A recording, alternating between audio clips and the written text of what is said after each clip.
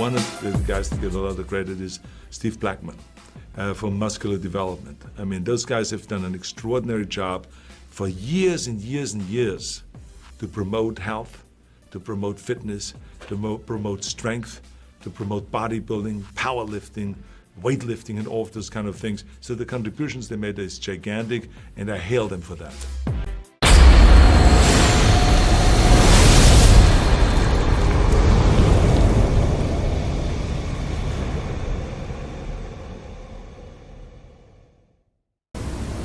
Giles Thomas from musculardevelopment.com here, joined at the Arnold Europe, with the beautiful expo hall behind us.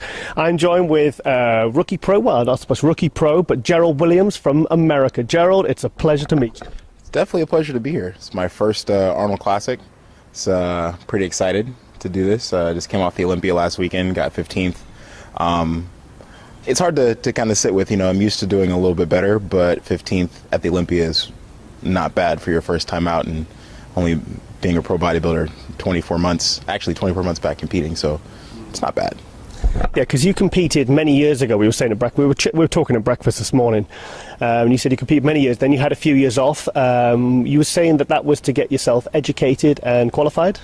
Yeah, so I definitely haven't taken the normative, I think, bodybuilding path. Right, a lot of times. Do you want me to hold this? Yeah, no, okay. Sorry. A lot of times, I think guys are like, oh, I'm just going to eat, sleep, and train. I'm just going to focus on bodybuilding. And, so I did really well when I was young. I won the Teenage Nationals. And, at that point, I got deemed as having, potential, right? But at the same time, I thought I was, still an undergrad and doing other stuff. And so my goal at that point was really to do other things with life. I didn't know what I still don't really know what I want to be when I grow up. I'm just kind of working stuff out. He's only 31. I feel like, I'm getting up there, over 30 now. You're a baby. But, so I did the Teen Nationals, and there's the potential, to be really good. I did the juniors at 21 and got 5th, and I was like, all right, cool, I'm going to do the Nationals. And I got blasted. I got 10th, and I was like, whoa. And at that point, that was my first semester of graduate school. I ended up on academic probation. I, maxed out my credit cards. It was I really had one of those, come to Jesus moments of, look, that's not the lifestyle that I want, and the assumption that I think is the prevailing narrative in this sport is once you become a pro, you're set.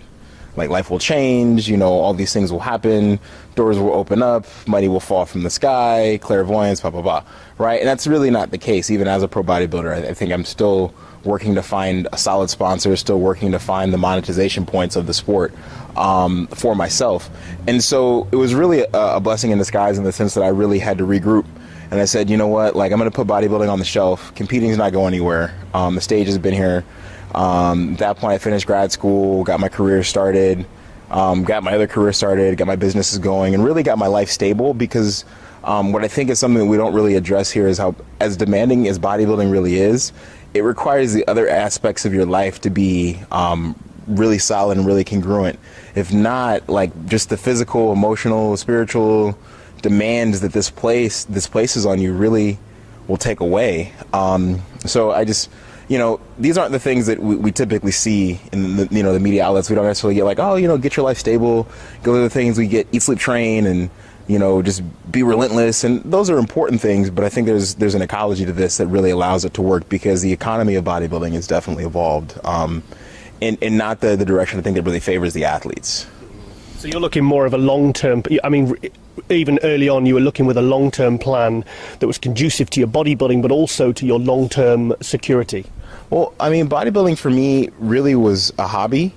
When I realized that it wouldn't necessarily pay the bills, and when I had this magical moment of bodybuilding isn't necessarily going to completely change my life. It's not like the sky's not going to open up when I become a professional.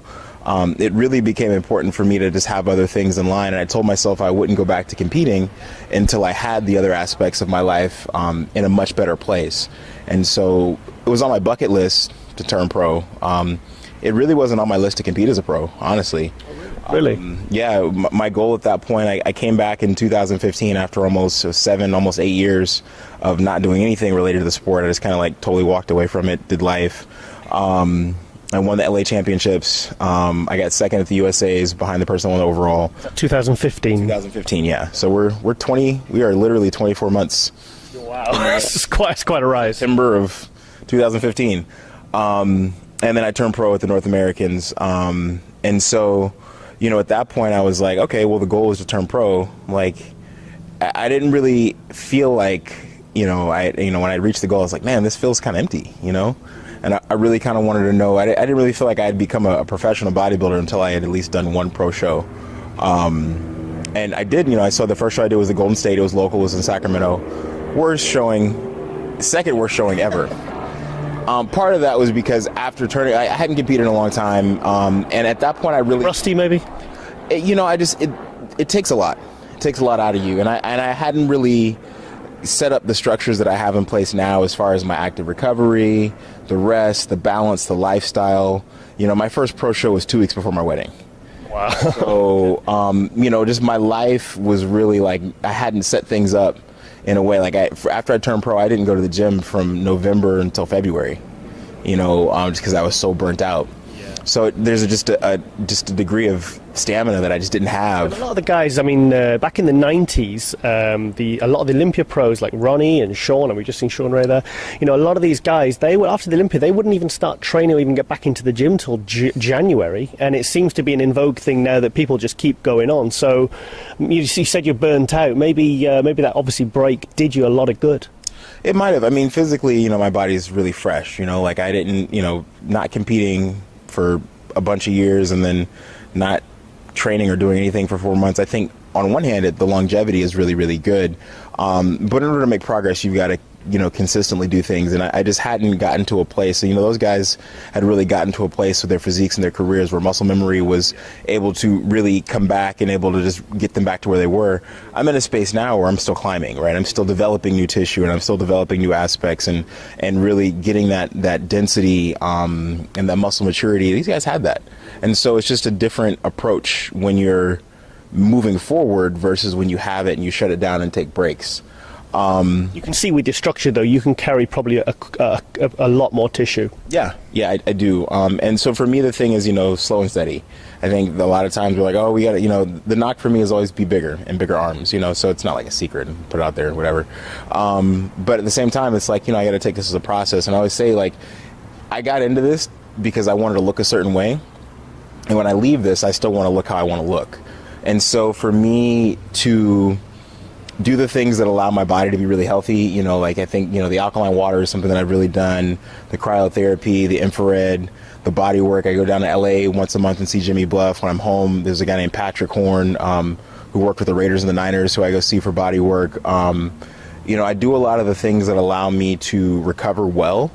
One, because I think being able to, the training is great, the eating is important, but there are all these other collateral factors that go into trying to be a complete bodybuilder. And I think overall, if you're creating this environment that's efficient, you're able to do more. When I take I was telling you earlier, when I take like the real 10,000 foot view to, be on the Olympia stage 24 months after coming back to compete, it's kind of ridiculous, right?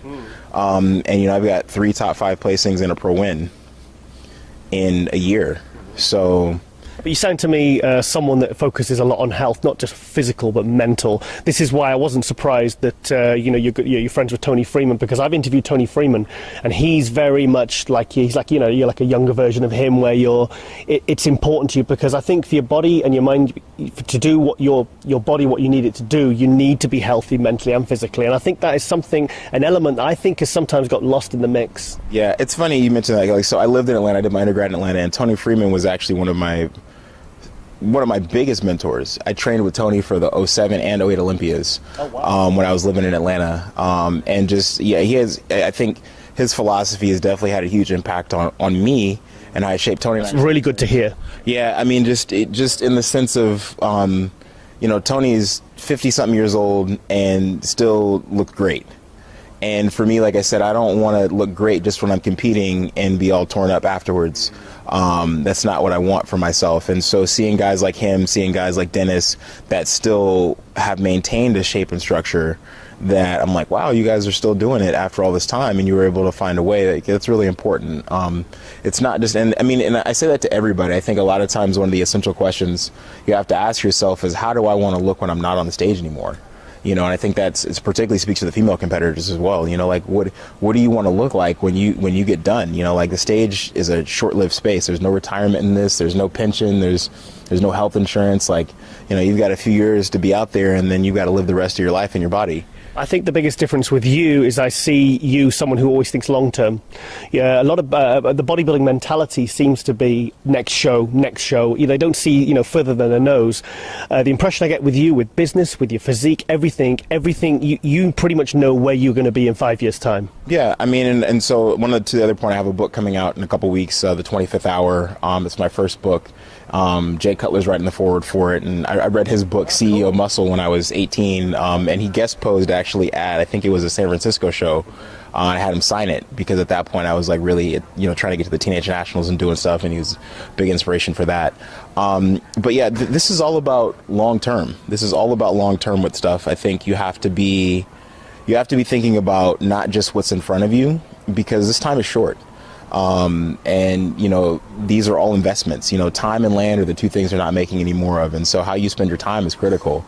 And so, I love it. Yeah. I love hearing this kind of stuff. You know, it's so out of the box for a top, you know, professional bodybuilder. You know? Yeah, I mean, and so you just have to think of the other things, and you know, I haven't been, you know, I'm not one of those guys that has like a sponsor that takes care of everything. Like, I've really funded my own bodybuilding out of my pocket, and it's just been fortunate that I have, you know, really stable careers and investments that have allowed me to do so. Flies out here. You know, it doesn't mean that I don't want bodybuilding to take care of itself. I mean, that's definitely a goal of mine, to be able to say I have a sponsor that's able to allow me to do that. But really, I haven't had the like, let me follow the traditional role. And because of that, you know, I'm looking at this from a very different perspective. Next show is like, well, contract. And well, it would be great to be thinking like that. At the same time, I'm like, well, next show, but next property. You know, next show, but next book. Next show, but next vacation with my wife. You know, and there are these other factors that I think we just forget, that, you know, bodybuilding is a very short period of time, and it's a segment of life. And what most people don't realize is that we're regular people. You know, a lot of us have regular jobs. A lot of us have other things. A lot of us have families. And this is just a segment of our life. It's not all of our life. But what ends up happening is that, you know, the prevailing narrative is folks just want to talk about our training or our eating. And so the discourse about the other things that we do that we're involved in, the other things that we're passionate about, or the other things we need to be doing to supplement the income that are not even related to the sport, don't necessarily get out there as much. So I don't think it's an anomaly. I just think I appreciate this platform in the sense you've asked different questions, right? And a lot of times, you know, those questions just aren't asked. So well, we spoke at breakfast, and I said, because I like to prep, and, you know, I go on someone's Facebook and, you know, try and find some interesting pointers. But, you know, we were talking at breakfast, and it was just like this for like an hour, and I can't start talking about training and stuff like that with someone like this, because there is so much that, you know, so many pros and up and comers can learn from someone like you that does have this balance and a business mind and has a long-term plan. Okay, Gerald. Well, yeah, we're only a few hours away from competing over there. Prejudging at 5 o'clock. How you feeling? So just quick wrap up. Yeah, no, this is great. Like I said, I just came off the Olympia last week. This is my first time doing show back to back, 3 shows, 3 countries, 3 weeks. You know, I'm excited. This is my first Arnold Classic. You know, I'm taking all this as an experiential learning experience. I think the first part of the season for me was like, I came in, it was all, and bodybuilding for me has always been a shift in mindset. And so you're still a rookie, man, really. Still a rookie, and this is all about mindset. It's about experience, right? Like it's really a challenging mindset because I'm a competitor, so I want to win. But I know that right now I'm a little bit out of my league. But the fact that I'm in the space and get to compete against these guys has elevated my mindset and my ability and the vision that I have for myself. And I always say that's really, really important for you to have a vision for yourself. It's one of the tenets in the book, the 25th Hour, is just, you've got to have a vision for what yourself, and you have to hold that vision and you have to work towards it consistently. So being on the stage with these guys, you know, I mean, I was, you know, next to Ramy for call-outs we had in numbers. And so what that does in the sense for being able to see how you compare against these folks has done really, I mean, great for me. And, you know, well, you're putting yourself in an environment. They say if you put a goldfish in a bigger tank, it automatically grows. If you train at a powerlifting gym, you'll just somehow get stronger. Okay, Gerald. Well, I mean, it's not very often I'm actually the speechless in these kind of interviews, but I can't. You know, you're a fantastic new talent, and what a fantastic interview. I want to see more of this guy. With Gerald Willams, I'm Giles Thomas from MuscularDevelopment.com. Peace.